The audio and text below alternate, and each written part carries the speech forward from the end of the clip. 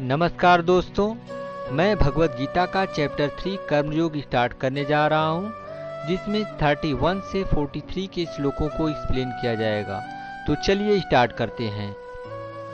कृष्ण अर्जुन से कहते हैं, हे अर्जुन, जो कोई मनुष्य दोष दृष्टि से रहित और श्रद्धायुक्त होकर मेरे इस मत का सदा अनुसरण करते हैं, वे भी संपूर्ण कर्मों से छूट जाते हैं।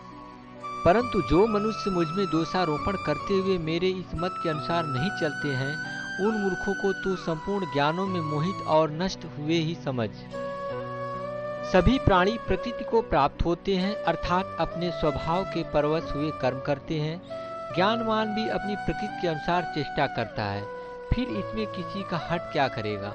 इंद्रिय के अर्थ में अर्थात प्रत्येक इंद्रिय के विषय में राग और द्वेष छिपे हुए स्थित है।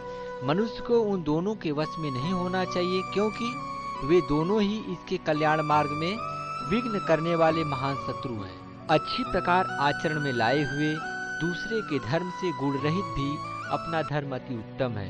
अपने धर्म तो मरना भी कल्याणकारक है और दूसरे का धर्म भय को देने वाला है। अर्जुन बोले, हे कृष्ण, तो फिर यह मनुष्य स्वयं न चाहता हुआ भी किससे प्रेरित होकर पाप का आचरण करता है। श्री भगवान बोले, रजोगुण से उत्पन्न हुआ यह काम ही क्रोध है। यह बहुत खाने वाला अर्थात भोगों से कभी न घाने वाला और बड़ा पापी है। इसको ही तू इस विषय में वैरी जान। जिस प्रकार धुएं से अग्नि और मैल से दर्पण ढका जाता है तथा जिस प्रकार जेठ से गर्भ ढका रहता है, वैसे ही उस काम के द्वारा यह ज्ञान ढका रहता है। हे अर्जुन, इस अग्नि के समान कभी न पूर्ण होने वाले काम रूप ज्ञानियों के नित्य वैरी के द्वारा मनुष्य का ज्ञान ढका हुआ है।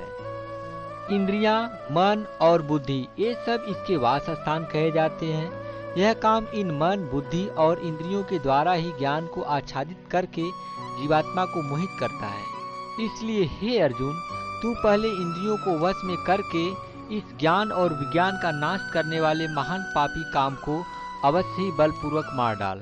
इंद्रियों को स्थूल शरीर से श्रेष्ठ, बलवान और सूक्ष्म कहते हैं।